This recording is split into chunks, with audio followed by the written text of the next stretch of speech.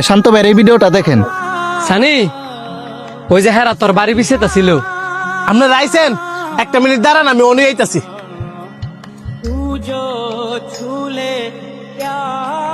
নেন ভাই বোন।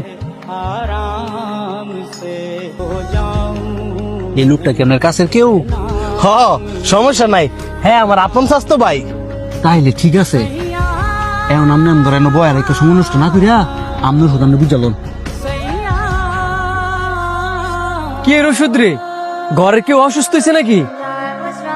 আরে না, ঘরের কেউ অসুস্থ হয়েছে না, আমার গরু দুটার ফোনানের লেগে ইঞ্জেকশন পুশ করবো। কি কস? গরু দুইটারে ফুলাইবার লেগিয়া ইঞ্জেকশন পুশ করবি? হ, এতে করে আমার অনেকটা লাভ হইব। সাইডে গরু দুইটারে চুড়ুতে কষ্ট করে বড় কষ্ট ভেজা ছাড়া আর অনেক কয়টা টিয়ার লোভে ঘুরিয়া গরু দুইটার মধ্যে ইঞ্জেকশন পুশ করবি? আরে এতে ক্ষতির কিছু নাই তো, আর কয়দিন পরেই তো কুরবানি, যাই নিবো, হ্যাঁ তো নিয়ে এটার জবই দিয়ে দিব। ক্ষতি তো তোরই তো না, কারণ তুই তো আর গুস্ত খাইতি না। যে বেড়ারা গরুড়ে নিয়ে কুরবানি দিব হেরা তো গুস্ত খাইব, এদের তো ক্ষতি হইতে পারে। আজকে না হয় তুই গরু দুইটার মধ্যে ইঞ্জেকশন পুশ করলি, কালকে না হয় হাড়ে নিয়ে গরুগুলারে বিক্রি করে দিলি, কিন্তু যে বেড়ারা গরুটা কিনে নিব এদের আগের দিন বা 2 দিন আগে যদি গরুটা মারা যায়, এই ভাবের বাগিদার তো তুই হবি।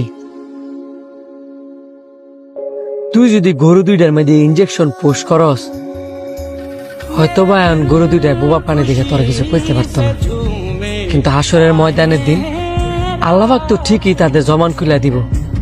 তখন গরু দুইটাই কইব, হে আল্লাহ, এই লোভী ব্যক্তি কয়টা টেয়ার লোভের আশায় আমগো শরীরের মধ্যে ইঞ্জেকশন পুশ করছে, আমগোর অনেক কষ্ট হয়েছে, কিন্তু তখন আমরা কিচ্ছু করতে পারিনি। আজকে আল্লাহ তোমার কাছে বিচার দিলাম, তখন তোর কি হইব একটা বার ভাবছস? তুই কই তারবি, তুই সব কি কইতাছস? আর বেড়ার কি গরু মধ্যে ইঞ্জেকশন দিতাছে না? তাছে বাইক যা। অন্যের ক্ষতি করতে চাইলে ওই ক্ষতি নিজের উপরই করে। কিও তোমার ভাই আবার কি কয়? তুমি কি সিদ্ধান্ত নিছ না আমরা যাবো গা? আরে হের কথা হইন না, লাভ নাই, আইন ইঞ্জেকশনটা অনেক দিয়া যান।